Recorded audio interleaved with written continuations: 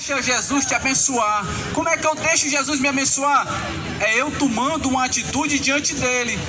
A palavra de Deus diz que em Mateus, capítulo de número 11, a partir do versículo de número 28, ele nos chama: vinde a mim todos que estáis cansados. Aquele que toma uma atitude de ir diante de Jesus, aí ele entra, faz morada, aí pronto, meu irmão. Você pode ter certeza que a partir daí a sua vida muda completamente. Lá em Apocalipse, a palavra de Deus diz que ele: eis que eu estou à porta e bato. Aquele que abrir, eu entrarei e cearei com ele e ele comigo. Mas a porta é um sentido figurado. Ele está falando do coração. No momento em que o homem abre o coração para que essas palavras no qual está sendo ministrada aqui nesta noite, e os louvores, você abre o coração, ela faz morada, e a partir daí o Espírito Santo de Deus te preenche. Você passa a ser uma nova criatura. Você passa a ver a vida conforme Deus quer que você veja. Porque infelizmente muitos estão achando que está fazendo certo, mas estão praticando coisas erradas. Deus, ele quer fazer com que você passe a ver o certo como certo e o errado como errado. Louvado seja o nome do Senhor. Quero chamar aqui o irmão Dades para falar também um pouco desse Cristo Jesus que se faz aqui presente, que ele quer te abençoar. Glória a Deus. Graças a Deus. Uma boa noite de salvação a todos. Está bem clara para todos nós a intenção de Deus nessa noite, é nos atrair para o seu reino. Eu louvo a Deus por essa oportunidade. Eu fui alcançado por esse evangelho, sou uma testemunha viva do poder dessa palavra. Por isso posso falar com propriedade. Ela pode não só mudar, mas transformar a vida do ser humano. Queria falar aqui, queria compartilhar com os ouvintes nessa noite, Mateus capítulo 4.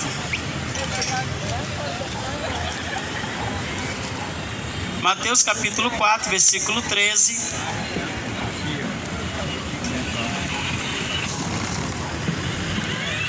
Vai falar do encontro de Jesus com a pessoa simples, Pedro, o pescador. Versículo 13 do capítulo 5 de Mateus. E deixando Nazaré, foi habitar em Cafarnaum, cidade marítima, nos confins de Zebulon e Naftali, para que se cumprisse o que foi dito pelo profeta Isaías, que diz: a terra de Zebulon, a terra de Naftali, junto ao caminho do mar, além do Jordão, a Galiléia das nações. O povo que estava assentado em trevas viu uma grande luz, e aos que estavam assentados na região e sombra da morte, a luz raiou. Glória a Deus. A palavra de Deus, ela fala em 1 João, capítulo 5, versículo 19, diz que sabemos que somos de Deus e que o mundo todo jaz no maligno. A palavra de Deus também vai falar em Atos, capítulo 17, versículo 30, que Deus não leva em conta os tempos da ignorância e anuncia a todos a redenção, anuncia a todos o evangelho, a salvação em Cristo Jesus. Como acabei de relatar, que o mundo jaz no maligno. E o maligno, ele se aproveita da inocência ou da ignorância do ser humano para desviá-lo. Mas Jesus, ele está à procura, como foi dito pelo nosso amado irmão, na sua oportunidade, que a religião é o homem à procura de Deus e o evangelho é Deus à procura do homem. Como bem disse o nosso amado irmão Robson, que Jesus está à porta e bate. Ele não invade. Ele quer ser hóspede. Ele quer entrar e fazer morada na tua vida.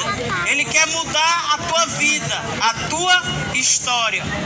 Para isso você tem que dar ouvidos. Para isso você tem que aceitar, permitir. O interessante é que nós damos a oportunidade a tudo e a todos. E nessa noite Jesus quer uma oportunidade para entrar na tua vida. Você já conhece o que o mundo oferece, mas você não conhece ainda o que Deus tem preparado para você.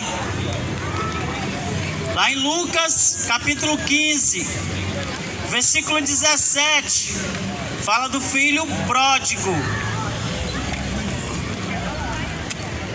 Talvez você que escuta o som desse aparelho nessa noite, talvez esse texto seja uma realidade na sua vida. Talvez você conhece o Pai, a casa do Pai, a proteção, conhece a presença do Pai. Deixou-se levar talvez por amizades ou por esse mundo malicioso, covarde, que muitas das vezes se aproveita de um descuido ou de um momento para poder nos tragar. Aquele homem, aquele jovem, o filho pródigo, o texto que eu citei, ele vai dizer: e caindo em si, disse ele, tornarei para a casa do meu pai. Ou ele falou, muitos empregados na casa do meu pai, tem abundância, tem fartura, e eu aqui padeço de necessidade. Ele retornou à casa do pai, mas ele tinha medo porque ele tinha pecado contra o pai. Ele ficava ensaiando uma fala, ele não sabia o que falar, porque ele não tinha motivo para sair de casa. Mas ele estava decidido. Ele não ia mais voltar atrás da sua decisão. Ele desfrutou, ele brincou, mas longe do pai. E o mundo é traiçoeiro, sujo e covarde. E ele aprendeu de uma maneira dura as lições e voltou para casa decepcionado, sem saber o que falar para o pai. E de repente ele é surpreendido pelo pai. Quando o pai o vê, corre a seu encontro. Ele pensou que ia ser rejeitado. Ele pensou que ia ter que enfrentar um sermão duro, talvez um castigo severo. Mas a alegria do pai era o filho que estava morto e reviveu. Estava perdido e foi encontrado. Assim como você está sendo encontrado nessa noite. Mesmo que você queira disfarçar com as aparências, você sabe que você está distante da casa do Pai.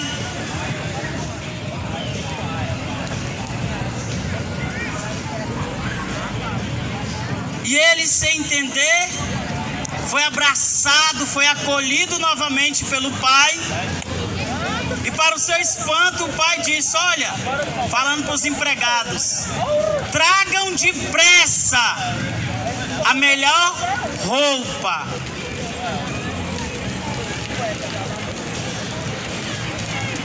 E ali aquele filho que era pródigo, que significa desperdiçador, ele não sabia, ele achava que o melhor estava lá fora, ele achava que o melhor estava no mundo, com seus amigos. Mas de repente o pai o surpreende dizendo: traga o melhor. Talvez você não entenda, talvez você não saiba, talvez você ainda não conheça, mas o que você está vivendo aí fora ainda não é o melhor. Ainda não é o melhor. Deus, o Pai, assim como Ele mostrou para o seu filho, que foi se aventurar, que o melhor não estava lá fora, o melhor sempre esteve ao lado do Pai. Mas era necessário que o filho passasse pelaquela experiência. Você está distante do Pai, porque é necessário você sentir na pele que não dá para viver distante do Pai. Vai não, que ela vem já. Você não sente a presença do Pai, você não sente a segurança.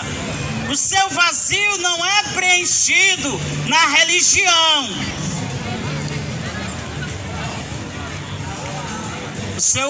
O seu vazio é preenchido na casa do Pai. Aquele jovem, o filho pródigo, ele teve que passar para entender. E tem alguns que me escutam nessa noite, que o Pai está permitindo, para que você possa sentir na pele que não dá para viver longe do Pai. O mundo é só ilusão. Eita! Meu, minha batata todinho. E Ele te chama nessa noite. Eita!